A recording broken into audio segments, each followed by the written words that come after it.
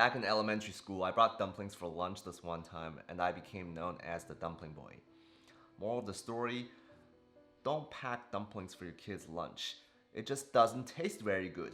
You want your dumplings to be fresh, freshly made.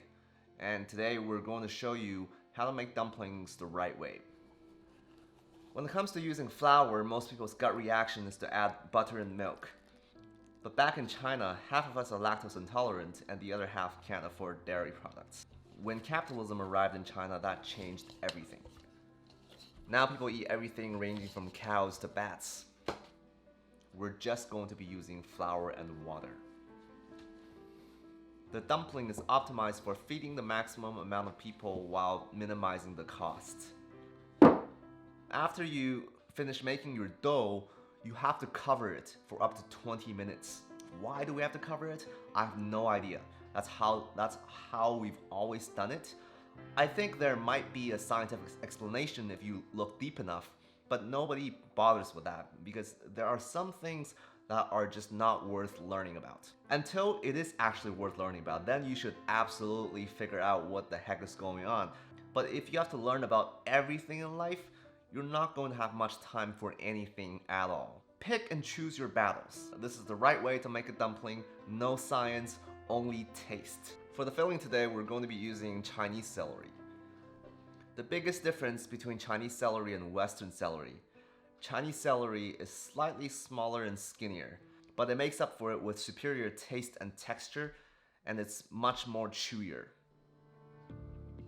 When it comes to adding things to your meat filling, we don't use measuring spoons. We've never used measuring spoons. I don't really care what we put in it, as long as it's not too salty. If you watch pro chefs, they always taste what they make. With raw meat filling, it will make you sick. Instead, we rely on our sense of smell. You have to smell the salt. And it's a very reliable technique. My aunt is a master salt smeller.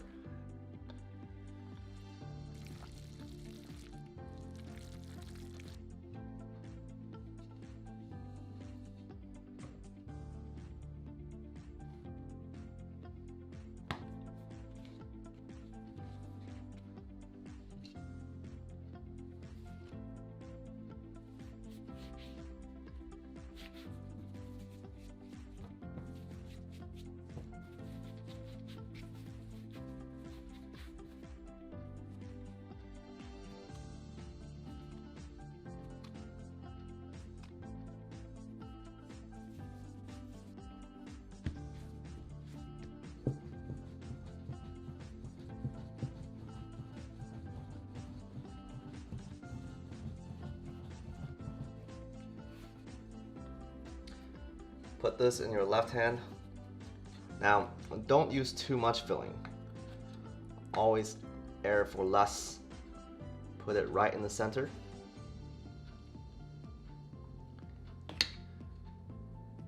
Make a single fold across the middle.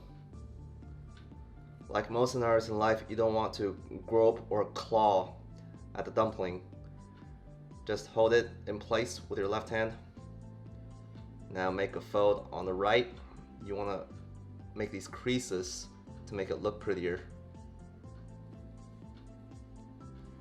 Squeeze it together. On the left side, you also want to make these creases like that. Alright, now just give it some extra squeezes to make sure that nothing falls out. And it should sit prettily in your hand like a fat dumpling.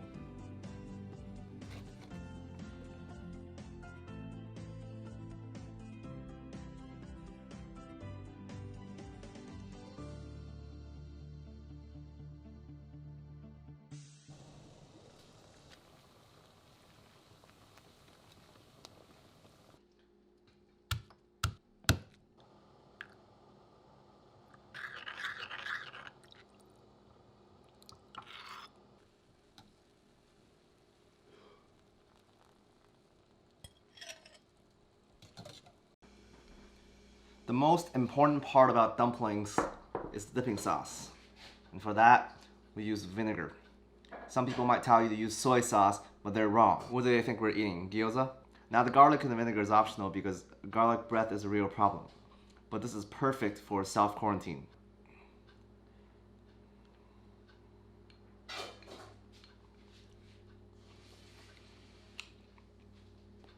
It's really good.